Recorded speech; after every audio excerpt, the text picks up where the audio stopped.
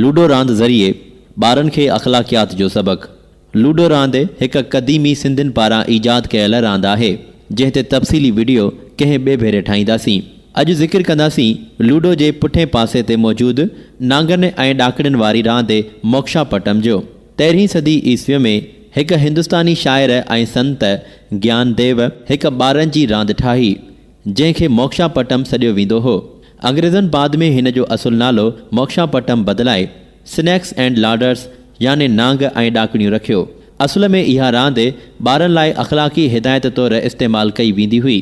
हर हिकु चौकुंडो जंहिं में ॾाकड़ियूं शुरू थियनि थियूं उहे हिकु नेकीअ जी नुमाइंदगी कनि था ऐं नांग जे मथे वारा चौकुंडा वरी बुराईअ खे ज़ाहिर कनि था।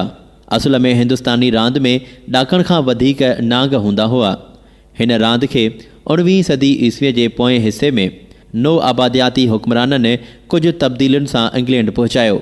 असुल में ॾाकड़ुनि वारा खाना नेकी यानी ईमानदारी, एतबार, सखावत ऐं इल्म जी नुमाइंदगी कनि था, जिन ज़रिए तकिड़ो अॻिते वधी सघिजे थो।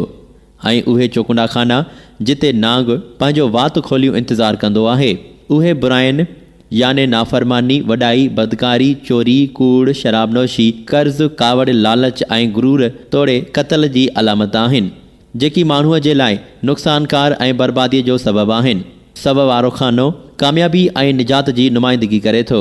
जीअं जीअं रांदि अॻिते वधंदी त मुख़्तलिफ़ अमल तव्हांखे बोर्ड ते मथे ऐं हेठि आणींदा, जीअं ज़िंदगीअ में बुरायूं ऐं नेकियूं। अहिड़ीअ तरह रांदि जी तशरीह कई वई जो हीअ रांदि ॿारनि खे ख़राब अमलनि जे मुक़ाबले में सुठे अमलनि जा असर सेखारण लाइ हिकु औज़ार तौरु इस्तेमालु कई वई। हीअ रांदि क़दीम हिंदुस्तान में ॾाढी मशहूरु हुई। इहा पिणु रवायती सनातनी फ़लसफ़े, तक़दीर ऐं ख़्वाहिश सां लॻापियल हुई। 1892 ईस्वीअ में इंग्लैंड पारां रांदि में कुझु तब्दीलियूं करे मुतारिफ़ करायो वियो। मुतारिफ़ करायल रांदि जे बुनियादी ख़्यालनि खे मुतासिर कयो।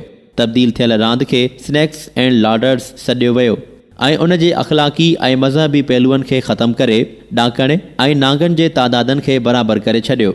1943 ईस्वीअ में हीअ रांदि अमेरिका में चिट्स एंड लाडर्स जे नाले सां मुतारिफ़ कराई वई। मोक्ष या मोक्षा जो मतिलबु आहे दाइमी निजात। हीअ ज़िंदगीअ जो मरकज़ी मौज़ू न फ़क़ति हिंदू मत में पर ॿुध मत ऐं जैन मत में बि आहे, जंहिं मूजिबि रूह मरण खां पोइ ॿिए वजूद में दाख़िल थिए थो। हिकु सुठो रूह हिकु सुठे शक्ल में ऐं बुछड़ो रूह ख़राब रूप में अचे थो। हिन ज़िंदगीअ जे चकर मां आज़ादु थियण खे मोक्षा सॾियो वेंदो आहे, जंहिंखां पोइ हिकु रूह हक़ीक़ी मालिक सां मिली दाइमी सुकून हासिलु करे थो।